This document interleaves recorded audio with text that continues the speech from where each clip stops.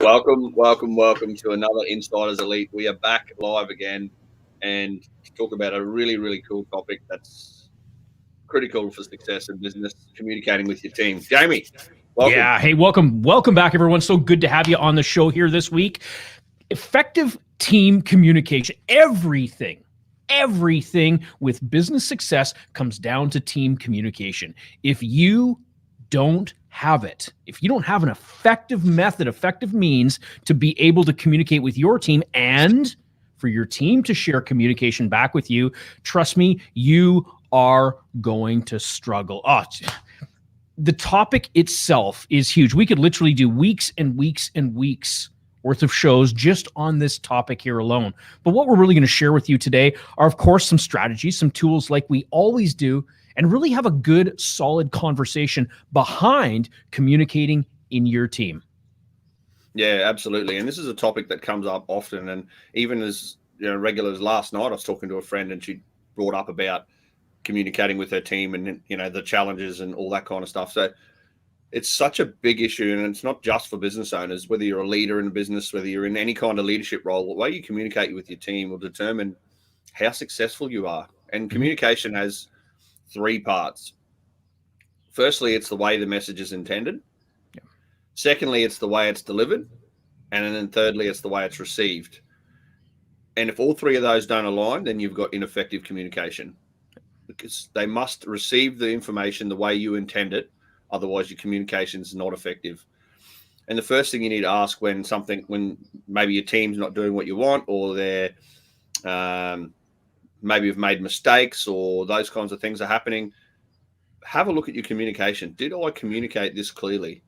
And the default response you get, yeah, well, I told them what to do. But that's not the question. Did I communicate this effectively?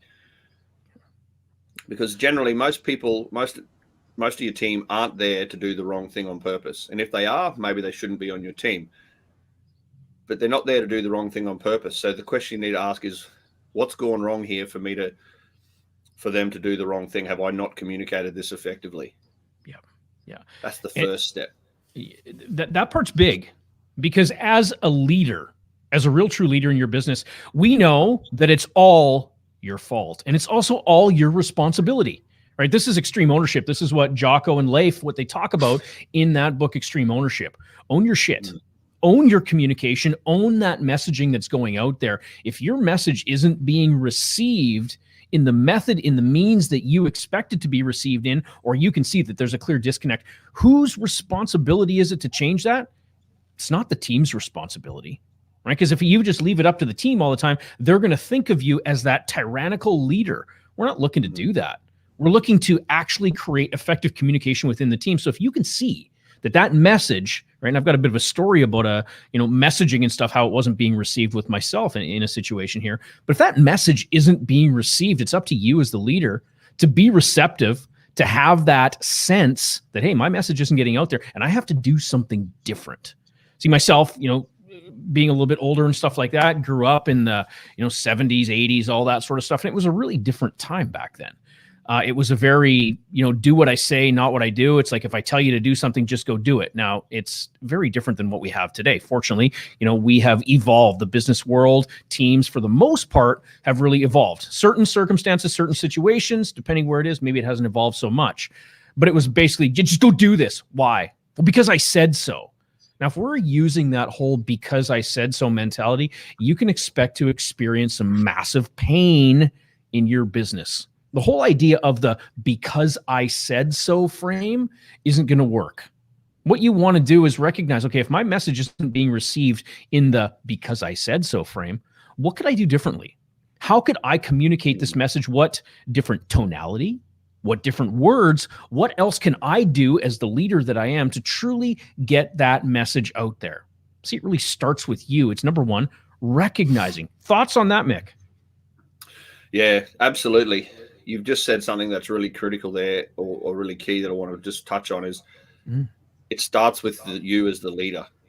Did you notice the questions Jamie said? It's not what can I do what can my team do to make sure they understand? It's what can I do? What can I change to make sure that they receive that message? The responsibility falls on the leader to correct the communication. It's not up to the team. maybe you can educate them on communication or your communication style so they can receive it better, or maybe different, maybe you can do things, but it's all about you. It starts there, and that's absolutely key. I've had situations where the message comes across on email, the communication style from a previous boss come across he'd send you an email and you'd be like, what the hell? You'd start blowing up because this email. Then you'd pick up the phone and say, what the hell is this? This is bull BS. And he'd be like, no, well, this is what I meant. But that's not what the way his email came across. Yeah. And that's an example of the communication style. And then we gave the feedback and said, well, maybe you need to ring up and speak to us first before you send these emails, give them some context, because your communication style and email doesn't come across that way. Mm-hmm. And that's what it's about. And that's how being a leader is about, having those conversations. So we gave the feedback so that the communication, because we recognized that the communication styles wasn't effective. The way I was receiving the message was not how it was intended, was not the intent of the message. Yeah. That's really that sign of that key leader, that great leader, is being able to receive that feedback as well. Let's all face it, we're going to receive things out there. Things are going to be said to us. It's going to piss us off. But what if the intent wasn't necessarily to do that? Us as the leaders, if someone says, you know what, I just don't understand what you're saying, take that as a massive opportunity. It's not a massive opportunity to go and give that person shit.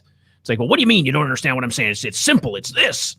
That's not what it is. This person's saying that the message that you're delivering isn't being received well.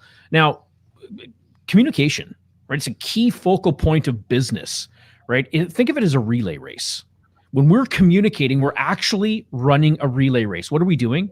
We have information, we have knowledge, we have requests, we have all sorts of various pieces of information or whatever it is. What we're looking to do is either hand that baton, think of the communication, information, request, whatever it is, think of it as the baton.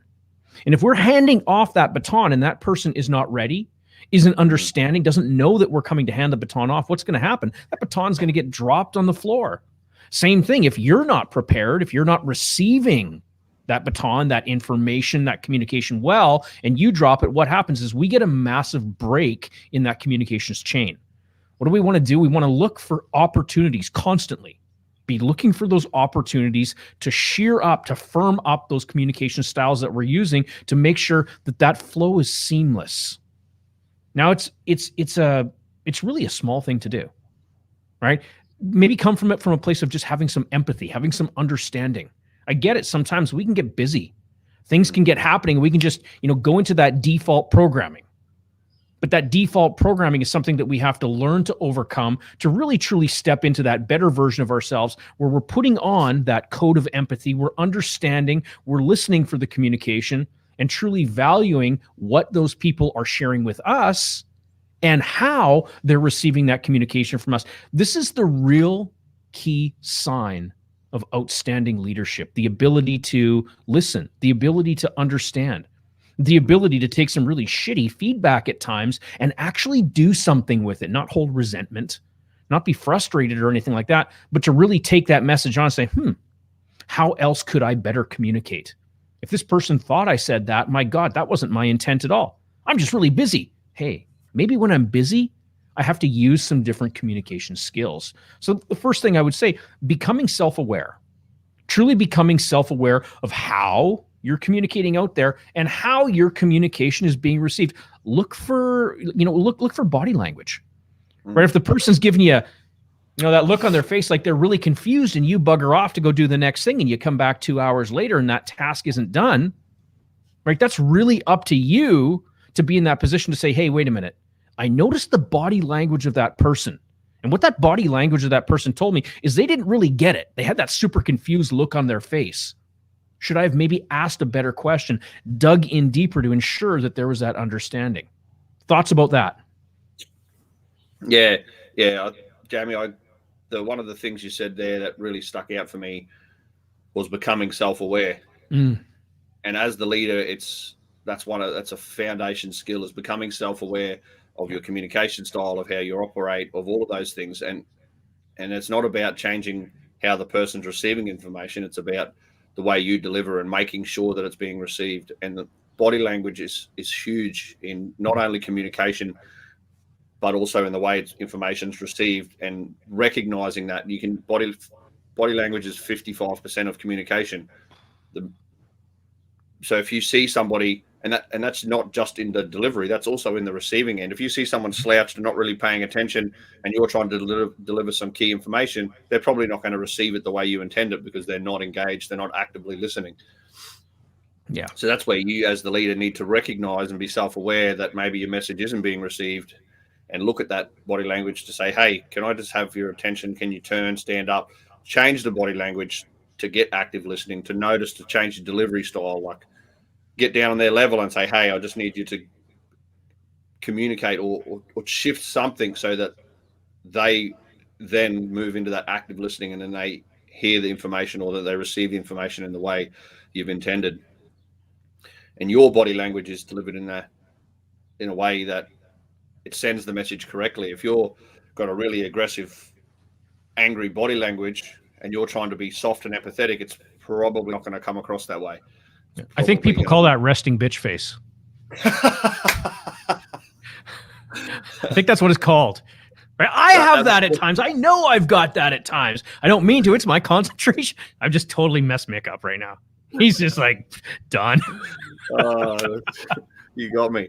That's a conversation I have with my wife. You're like, man, that girl looks angry. She got a bad resting bitch face. Yeah, exactly. That's exactly it. I know I have to be conscious of that myself. Really, for me, it's just my concentration face. Like, I'm listening. I am listening extremely intently, but not necessarily does all that right body language come through. It's like, oh, what's up his butt, right? No, that's not what we're looking to do here. But it's truly becoming aware, right? Becoming aware. Continue on. Yeah, and even on that, so you see someone walk down the street and they've got resting bitch face, you're like, man, they're angry. You haven't literally spoken once to them, and you can tell they're pissed at something, because that's body language, and that's the power of body language. You can communicate so much with it, but as a leader, we can utilize that as a tool to make sure that, one, your message is being received correctly, and two, to make sure that your team is getting the right message from you, that you're using the right body language. If you're trying to be positive and happy and deliver some inspiring news, then use that body language to communicate. Don't walk in, hey guys, yeah, we hit our targets again today. No one's going to care. Hey, we hit our targets. Yes. Yeah. You know, you just made me think of Winnie the Pooh there. Eeyore. Remember Eeyore? Right? The donkey or whatever. He's, hey, everybody. Right? Yeah. Like, that's when you were talking about that, that's exactly what it made me think of. And everybody knows Eeyore's sad, and he can say the most happiest thing, but everybody knows he's always sad because his body language is sad. Yeah. Even small children can see that Eeyore's sad. Yeah. And he doesn't say, I'm sad, but his tone and his body language and the communication symbols show everybody that he's sad. Absolutely. That's the power. Yeah. That's so it. Jamie. Yeah. I'm gonna ask a question here. Yeah. Has there been a situation where communication has been really challenging, where you've delivered a message and the team or the person or hasn't done what you've asked? And how did you go back into that situation to reframe it? How do you go back and re-deliver that message to somebody when you've already told them? Have you got any tips or strategies to go back into that and reaffirm the message in the correct way using different communication? Absolutely. I can be a dick. I'm just going to call myself out right here, right now. I can be a dick, right? I can give information. I can give messages that's not always received in the nicest of ways, right? Sometimes I got to give myself that kick in the ass to say, hey, come on, right? That wasn't the right way to do it. So what do? We go back. Here's this E word again. This E word is empathy. It's like, hey, you know what, Bob, do you have a minute? I recognize that what I did earlier, Bob, it just really wasn't cool. Right. I realized that I wasn't getting my message across there. And, you know, it came out in a certain way where I didn't necessarily mean to do that. Can we have another go at this? And most of the times Bob's going to say, yeah, for sure. Because what am I doing? I'm showing a little bit of humility. I'm not coming across as the dickhead dictator. It's like, you know what? I screwed up. Here's the thing, people. We all screw up. We're all going to make mistakes. Please don't try to just shuffle it under the carpet or something like that. People will remember that and they will resent that. Right? I had bosses. I remember back when one of my first job, wasn't my first job, but a job early on. It was in the automotive industry, and my one boss, there was a couple brothers that owned it. He treated me like shit.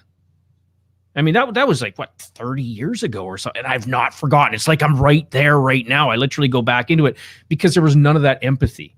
It was that very autocratic, do what I say, not what I do. Communication wasn't received well. And all I really remember when I think back on a lot of those moments was all the crap that I was getting into. Now, if it was different, if the communication came across differently, and I get it, right? That was a long time ago. Maybe that's not the way we used to communicate. But if it was a different experience, I myself would have a different experience. And guess what? Please listen to this, I probably would have worked even harder. This is a key little tip for each and every one of you entrepreneurs out there that has that team. This isn't about, I don't know, Mick, you and I've talked about this before. There's that image out there, and I think it was something to do with building the pyramids or something like that. And the one, it shows the pharaoh or whatever sitting on the chair, and he's got all the slaves out in front of him. He's cracking the whip. Then there's the other one where he's out front helping all the people to move the blocks to build the pyramids and all that sort of stuff. That's a really great place to come from. Admit your faults. We're all, right? We're human beings. We're not expected to be perfect. And as Tony Robbins says, perfection, it's really the lowest standard of all.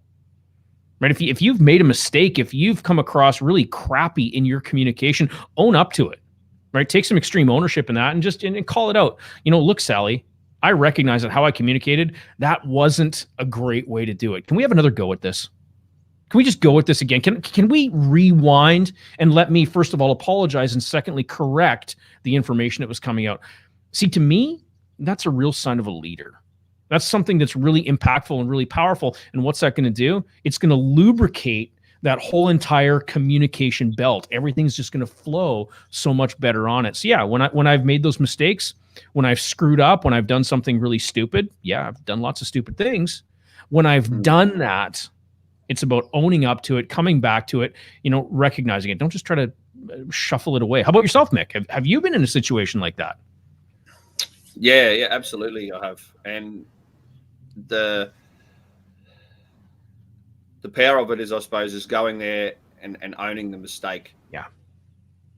And I've had a similar situation where you've gone in and you said, look, hey, I know this happened earlier today, yesterday. Mm-hmm. I mustn't have communicated clearly, or I mustn't have communicated in a way that you understood, because I know that you want to do the right thing, and this outcome hasn't turned out the way we wanted. Mm-hmm. So let's sit down and have a chat about that. So then I've gone over the conversation, and the key part of that is you've owned the mistake and you haven't blamed. Because the minute you try to blame, people get defensive. If you go into that same conversation and say, hey, you've done the wrong thing here, you didn't listen to what I said, all of a sudden you've gone, you, and their ego pops up and they get defensive, they blame other people, they deflect.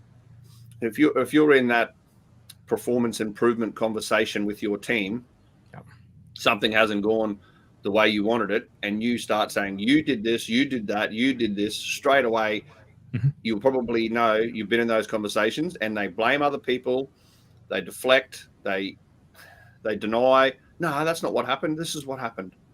They straight away, that because you've triggered their ego, so they're getting defensive and they're putting up their protection mechanisms. When you go into those conversations and you own it and say, I mustn't have communicated clearly because I know you want to do the right thing. And they're like, well, yeah, you're right. I didn't quite understand how this went, and I just went off and did it. They'll admit their own mistake because you've got past that protection barrier. And that's one of the key things in having effective communication, is owning it and walking in there from that perspective. And in the situation where Jamie talked about Bob, he did exactly the same thing. He owned it, and straight away Bob's like, yeah, no problem. If he had gone in and said, Bob, we must have a communication problem because you didn't do what I said, or you didn't understand what I said, let's have another go at this. Straight away, Bob's all like, what are you talking about, mate? Would have got defensive. I almost guarantee it. Yeah. See, the That's one of truth. the keys. Yeah. The truth behind this, there is so much power, if not all the power, in behind owning it. Right? When I gave that example of with Bob, what did I do? I took total frame control in that. Right? I took the control of the situation. Look, Bob, you know what? I communicated in a really poor way. I apologize for that. That wasn't the way it was meant to come out. Can we have another go at this? Now, what didn't I do? I didn't say you. Bob, you didn't understand me. Because that, I think you and I need to sit down again and have another discussion about this. What's that going to do? Poor Bob's going to go running. Bob's going to go, I'm not working for that guy another minute, another second, another day ever again because he's a dick. I'm out of here. We don't want to do that. We want to truly own all that's good, all that's bad, and all that's good. Those things that don't go right, oh my God, see them for the gifts they are. Please see them for the gifts that they are. Every time something goes wrong, it's giving you such a massive lesson, right? People kind of going down a tangent here, but people pay thousands, if not tens of thousands of dollars for university, for this, for that, and all that, when all you really have to do is just go and do. Go make some mistakes, learn from them. Don't keep repeating the same mistake over. But just go ahead and learn from those mistakes, learn and grow, right? That's really some absolute golden information there. Yeah, the power lies with each and every one of us who chooses, who makes the conscious choice to actually own the circumstance, own the outcomes, good and bad. Now, I want to shift gears for a second here. Communication. Mick, does everyone receive and give communication in the same way? Absolutely not. As people, we have different styles of communicating and receiving information. Some people are visual, some people are audible, some people are kinesthetic. They like to experience. It's different. Everyone's different. I'm sure you all know people that when you're showing them something new, you're trying to communicate some information to them, they just got to do it. They've got to like grab it in their hands and play with it and like just do it, because they're more probably kinesthetic people and they like to experience things more so than listen. Or you know people that you've just got to tell them once and then they're good to go. Or you've got to show them once. Maybe they're visual the way they receive their information or their preference to learning so there's so many different styles out there, and there's others too. And we all got all of them. So maybe someone's a bit of an all-rounder and they sort of like a mix, or they like to do it twice. Yeah. Right. Each and every person's very unique. And the way that we communicate is very unique, right? It's the speed of our communication. It's the tonality. It is the amount of information it's given. Some people, right? I'll pull in my wife Stephanie here into this because this is really interesting. On her personality profile, the type of person that she is, she doesn't necessarily show an absolute ton of emotion. Me, I'm completely animated. My hands are flying around. I'm smiling. I'm crying. I'm doing all sorts of stuff all at once, right? I show those emotions, right? I'm one of those people that you'd say wears their heart on the sleeve. Now, my wife, she's having the same feelings. She's experiencing the same thing, but she's sitting there and it's like she's stoic or something, right? It's like she's totally zen or something. Like, aren't you liking this? She goes, oh no, I'm enjoying it. I'm like, but how can that be? Here I am. I'm like, I'm laughing I'm just whatever I'm doing. And she's sitting there more stoic. But please understand this. That's her personality style. Just because she's not, showing the same sort of, physically outward emotions and this and that doesn't mean that she's not having the same experience. This is where communication breakdown happens. I know for myself, I had to learn, trust me, and it's an ever ongoing learning journey. There's no question about that. But I had to really learn quickly on, don't be asking her what's wrong, right? Nothing's wrong. She's perfectly fine. She's great. As a matter of fact, she's probably feeling a lot of the same things I am. She's just not expressing it outwardly like that. When you ask certain types of people with certain types of personalities, hey, what's wrong? What's wrong? What's wrong? What are we actually doing? We're almost starting to create a self-fulfilling prophecy. Pretty soon, they're going to start to look for what's wrong. They're going to think that they're wrong. Just because someone receives information differently than we do, reacts to that information differently than we do, doesn't truly mean that they're enjoying it. Now, I'm going to throw in a caveat. And guys, this is for all you guys out there, okay? When they say, I'm fine, trust me, they're not fine. They're not fine. Anyways, sorry. And here is the secret to communication. It's not the words. Look at their body language and their tonality. I guarantee you they're not fine because their body language says, I am not fine. Ladies, we love y'all. We love y'all, ladies. We just know that we're learning. We're the evolvement. We're woke. That's what it is. That's the terminology, right? Woke. Yeah, we're woke. We know that fine isn't really fine. I digress. Yes. And I completely lost what I was going to say there. But anyway, let's move on. It'll come back to me. One thing that you did say there that piqued my interest was the words you used. Did anybody notice the questions? So Jamie, and this is the power of communication. He said, "What's wrong?" So the question he asked in the communication style was, I got straight out of that, there's a problem. That's the information I received. Oh, Jamie thinks there's a problem. Jamie thinks something's broken. That's what I heard. Yeah. Instead it said, are you enjoying this? Mm-hmm. Yeah, I'm loving it. Oh, cool. Doesn't imply a problem. The message you get out of that, oh, he cares if I'm enjoying it. That's what I heard the second time. Yeah. The power communication is absolutely key, and the words you use are really, really important. You can ask the same question, or you can request the same information in two different ways. And again, what they hear and what you say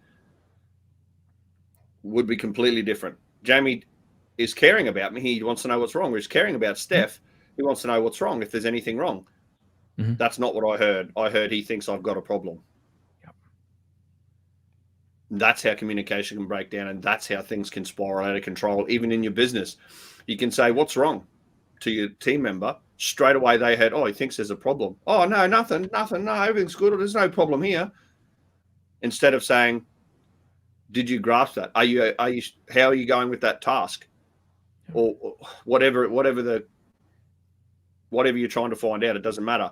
If you frame the question in a positive response and not a negative, cannot come from a problem space, you'll get a far better outcome and you'll receive that information better.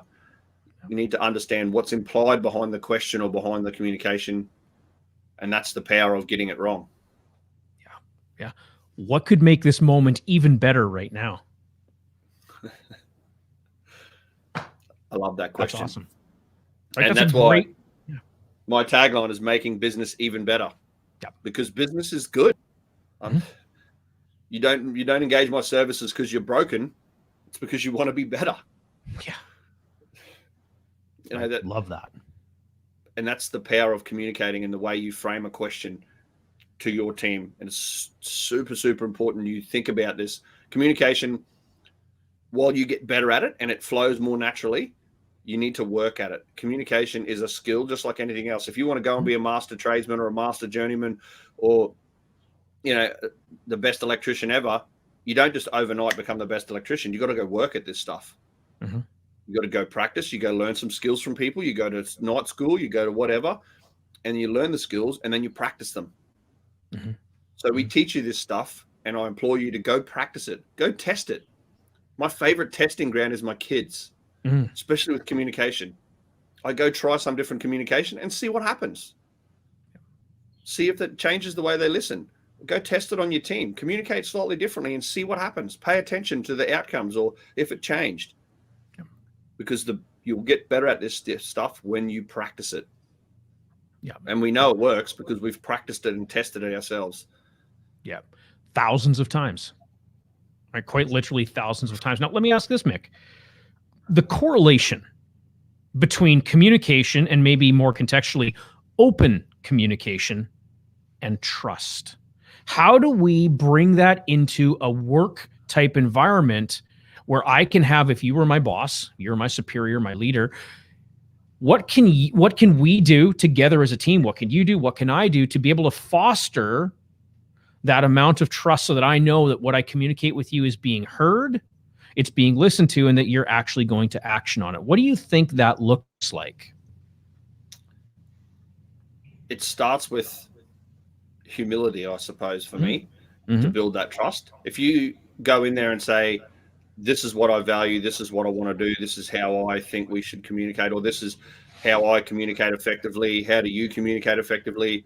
If you go in there with some humility and it will instantly build trust quicker than if you go in there and say, we need to make sure we get this right. I'm going to communicate like this. you need to make sure we get the actions because it's really important that we achieve our goals.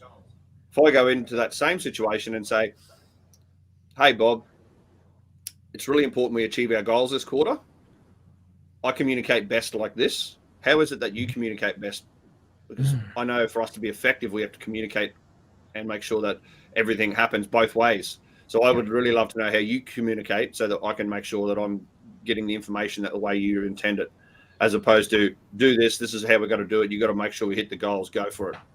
Yeah. Straight away, you've come with some humility and genuine and empathy. I think is probably the next. You've shown some genuine care about how he communicates to make sure that he's effective or that your team's effective or whoever it is. I think they're probably the two keys. Jamie, what about you? What have you experienced or what have you found? A couple things there. Number one is really setting up the environment to be able to do that. Right? If I know that I need to get that true, honest feedback from my team, I want to tell them, like, look, what we're sharing in here is valuable to me. You're not going to get reprimanded. If you think that my communication's been terrible, please tell me. Please let me know.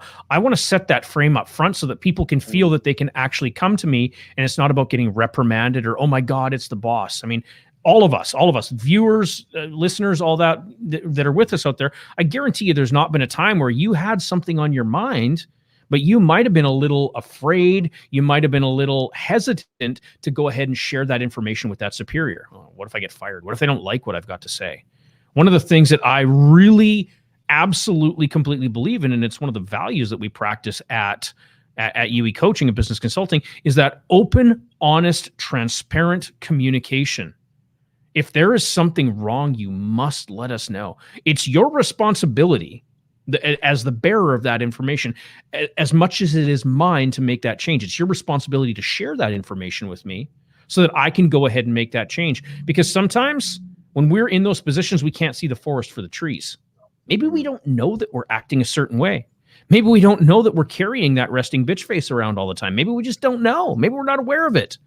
This is something where when we've set up that facility to have safe, open, honest communication, when we've actually taken the time to do that, that's how we can grow. Again, it's about lubricating that belt. This is exactly what we want to do. We want everything running smooth along the conveyor belt of communication, right? Yeah, absolutely. It's huge, right? For myself, that's a really, really, really big part of it. Having that there, to be able to receive that, to be able to share back and forth.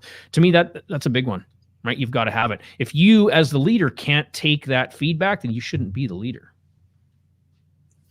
And you did a couple of key things there I just want to touch on again, is you framed it up and created an environment where it was okay to provide feedback. Mm-hmm.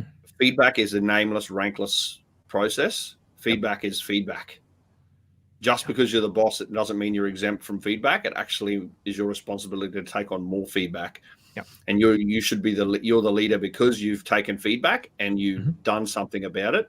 You've learned a lesson from it. You've changed something. You've reinforced something that worked. Whatever the feedback is, it's a perpetual loop. So you get the information and you have an output, whether it reinforces a reinforcing loop or a changing loop, one of the two. But as the leader, it's your responsibility to take that feedback. Definitely. And if you're not creating an environment where feedback is acceptable and the standard, you need to have a look at your communication style and your leadership style, because you'll struggle to be successful as a leader without quality feedback. Absolutely. I mean, there's so many different leadership programs. They all talk about the 360-degree feedback, all that sort of stuff. There's a reason why they do that. Because most people, I would say, and yes, I am generalizing some people here, but a lot of people, they don't like to receive feedback. They think of it as something bad. They think of it as an attack on themselves. I used to be one of those people. Right? I'll totally throw my hand up for that. Oh my God, this person thinks this. Right? Go out of my mind. But that's not really the way. I had to recognize, you know what, that feedback is actually the gold here. Right? So feedback, being open to it, having a safe environment, a safe place to have those communications, that's one thing. But here's the other thing. You as the leader, make time for your people. Now, when I'm working with people, I talk about offline discussions. When I talk about offline discussions, we're not going to get into that here today. But those offline discussions really truly being present. Like imagine this show here right now. Here, I don't have anything right now. But if I was doing the show and you're talking away, Mick, and I've got, this book out in front of me, and I'm like looking, you're going to feel like absolute crap. It's like he's not listening, right? I'm sharing my heart here. I'm sharing all this valuable information that this is going on, and this person isn't even listening to me. That might be one of the lowest forms of all, right? That's a really terrible thing. So what can you do? Set aside the time. You're not budgeting. You're not doing any of those things. You're not answering emails. You're not doing anything other than being fully present in the moment. What's that going to do for your team, for your people that when they're coming to you? Oh my God, Jamie's listening. Oh my God, Mick is totally listening to me, right? He has put everything aside. What's that going to do? Engagement, everything is going to skyrocket. These are one of those little hacks. It's just a small hack. It's such a small thing, but when you shove everything aside and you say, got it, Mick, I'm here for you. What do you got? You look that person in the eye, you spend that time, you make that time available, and you make it all about them. You want to talk about increased engagement, increased production, and everything like that. That one, for me, huge. Yeah, absolutely. And I'm glad you brought this up because I share that same thing with my clients. What if your number one job as the leader was to communicate with your team? How much time would you put into that? How much effort would you put into it if that was your number one responsibility? Lots. Yeah. So go out and communicate with your team. Literally, the biggest skill you need as a leader is communication. But not many people put any time and effort into learning and practicing the skill. We all think because we can talk that we can communicate. Mm-hmm.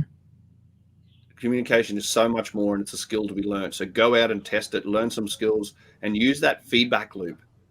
Yeah. Pick up some feedback. Oh, that didn't work so good. I might not do that again. Notice what's going on so you can use that feedback so you can be more effective in your communication as a leader. If you notice those blank stares when you communicate, maybe you need to be more engaging. Maybe you need to hold their attention more. Maybe you need to sit down and have a conversation in the way they receive information because you're talking away and they want a PowerPoint slide because they don't really, that's how they learn. They want pictures. Yep. It's really key that you pay attention and work on your communication as a leader in business. Big time. Extremely so, right? No question about it whatsoever. Look, watch, pay attention.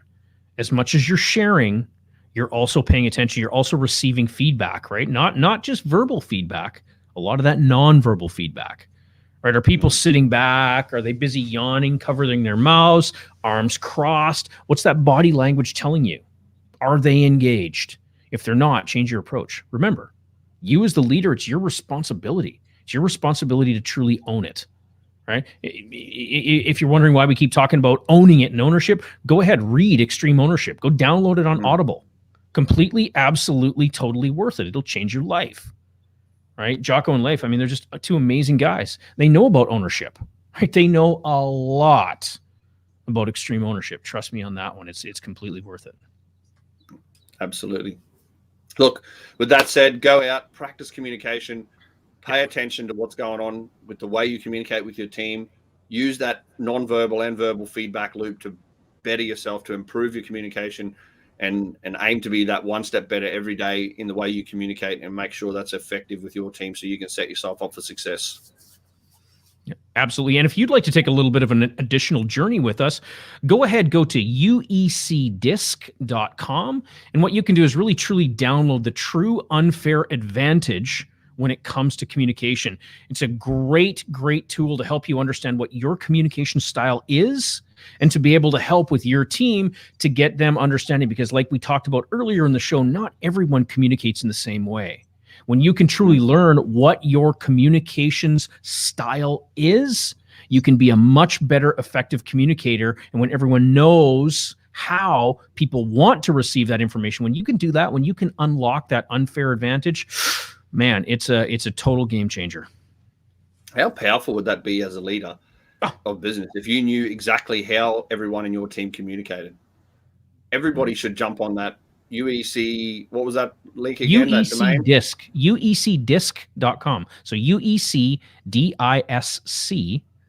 Perfect. uecdisc.com. Everybody should jump on that, whether you're a business owner or just a leader, because it's so powerful to know how your team communicates. And for them to know how you communicate. Right, no question whatsoever. With that said, we want to thank everyone for tuning in today, for listening to us, watching to us, no matter where you are in the world. Look, if you've got a brand, if you've got a product and you want to get it on the show, if you'd like to have it advertised or we can talk about you, if you've got some questions, concerns, comments, if you want to get heard and you want to have 2 top business coaching professionals work with you, go ahead, send us a message, comment on any of these posts here. We'd love to have you on the show, get your business some traction, because that's what we're all about, providing businesses with the true massive advantage. With that said, thank you everyone so much. Go do have an absolutely outstanding weekend. Go have an awesome weekend. Thanks for watching.